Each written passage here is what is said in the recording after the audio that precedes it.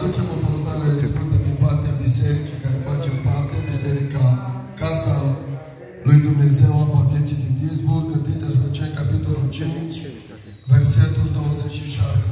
Spune să ne dea tuturor fraților o sărutare sfântă în Domnul. Vă rog fierbinte ca epistola aceasta să fie citită tuturor fraților. Harul Domnului nostru Iisus Hristos să fie cu voi cu toți. Amin. Lăudat să fie Domnul. Vreau să vorbesc despre diacon, ce înseamnă a fi un lucrător și a intra în slujba aceasta de diacon. 1 Timotei, capitolul 3, versetul 8. Nu vorbim despre episcop, nu vorbim despre altceva, pentru că e slujba de diacon. Și cred că în seara aceasta fratele nostru baron a fost ales și pus deoparte din partea Duhului Sfânt. Și cred că frații au postit pentru lucrarea aceasta. Pentru lucrarea lui Dumnezeu se face bazat pe rugăciune, bazată pe post și pe citirea cuvântului lui Dumnezeu. Și fiecare de noi, când zicem o vedenie, să prorocim, să o cercetăm dacă este din partea Domnului. Ascultați-mă, în zilele de astăzi, Anticristul este liber. Și câteodată auzim câte o vedenie care nici nu înțelegem sau nici nu știm ce înseamnă. De aceea, iubite biserică și iubiți frați și surori, fiecare când Dumnezeu vă arată o vedenie, se cereți și deslușirea ei, se cereți și tălmăcirea. Când îmi spui ceva și o cu îndrăzneală de partea Domnului spun ce înseamnă și nu știi și te pierzi. Nu vrem ca niciunul să nu pierdem din noi și toți să rămânem destomnici pentru Hristos. Lăudați să fie Domnul, onorați să fie Domnul, onorați să fie Domnul. Hristos care vrea să te sfântuiește. Și dacă mie nu-mi pasă de tine, lui Hristos îi pasă de tine. Lui Hristos îi pasă de tine. Amin. Pentru că Iisus Hristos a venit pe pământul acesta ca tu și eu să nu ne pierdem și să avem viața veșnică. De aceea vreau să intru în cuvântul Domnului, versetul 8. Diaconii de asemenea trebuie să fie ciștiți, nu cu două feți, nu băutori de mult vin, nu doritori de câștig marșal, și se păstrează taina credinței într-un cuget curat. Cum trebuie să fie un diacon, cugetul la un diacon trebuie să fie curat. Mintea lui nu trebuie să fie la combinație. Mintea lui nu trebuie să fie la falsificări. Mintea lui nu trebuie să fie după bani. Și mintea lui să fie cum să face lucrarea lui Dumnezeu.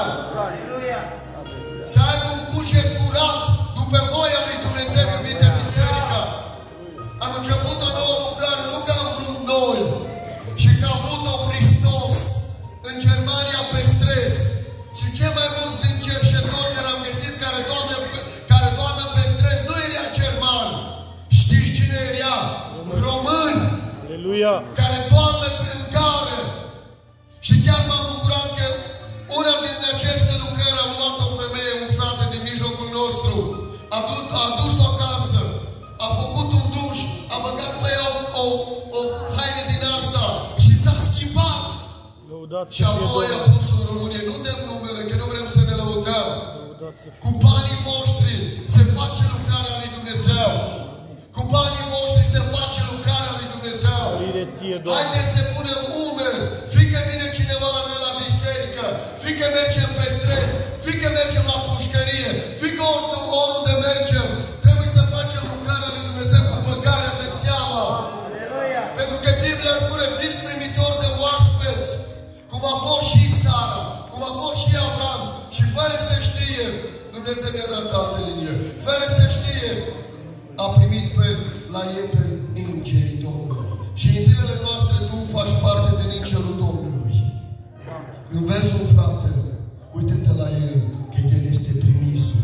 Aleluia! De aceea mergem mai departe în versetul 10.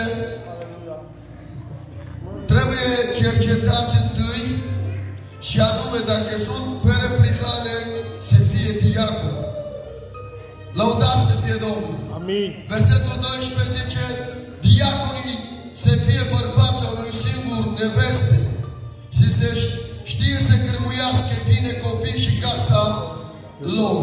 Lăudați să fie Domnul. Amin. Lăudați să fie Domnul. Lăudați să fie Domnul. Amin. Biblia ne învață cum trebuie să fie un diacon. Dacă la diacon cere condițiile aceștia, cu cât la un presbiter sau la un păstor, care înseamnă episcop, cu cât la lucrul acesta Dumnezeu ne cere condiție, nu pot eu să am 16 femei și să devin diacon. Nu merge, fraților, Biblia este drept. Dacă tu știi că ai o singură soție, ține-te de slujba lui Hristos. Că s-ar putea într-o zi să vezi pe amândouă soții în biserică. Ce faci cu cine, Domnului? Iubite biserica, trebuie să fim vegheatori pe cine punem în lucrarea lui Dumnezeu. Trebuie să fim vegheatori. Nu putem noi să ne despocăim acum în pocăință, să mă duc să fur în Anglia, să fac toate șmecherile, vin, stau o lună departe, un an de zile și după 2 ani ajung pastor sau presbiter.